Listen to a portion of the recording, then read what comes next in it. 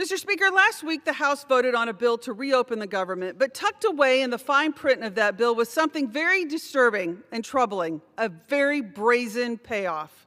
Millions of taxpayer dollars that could quietly be transferred to the personal bank accounts of 8 Republican senators. These are senators who may have had knowledge or even participated in efforts to overturn the 2020 presidential election. At a time when Americans are struggling to get ahead, Republicans in both the House and the Senate signed off on a deal that lines the pockets of the very people who wrote it.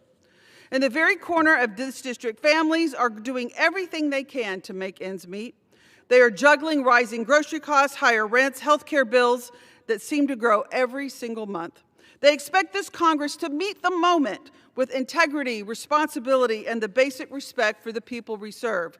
But what Republicans did was an insult to every hardworking taxpayer who plays by the rules and expects honesty from their government. Republicans could have voted it down.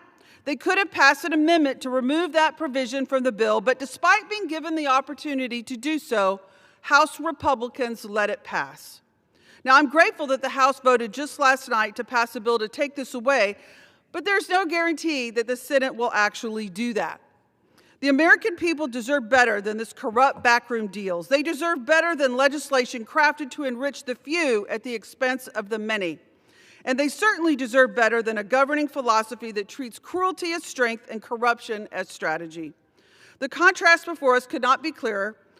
On one side, we see a Republican majority operating in the currency of cruelty and corruption, willing to hold hostage working families, willing to cut health care, and willing to undermine transparency, all to score political points to reward political friends.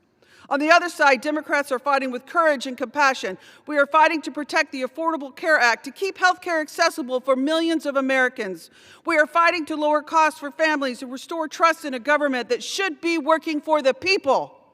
I urge my colleagues in the Senate to reject this corrupt bargain and pass our bill that takes away this unethical and corrupt payout, and stand with the families who sent us here, families who deserve a government as honest, hardworking, and committed as they are. And I yield back.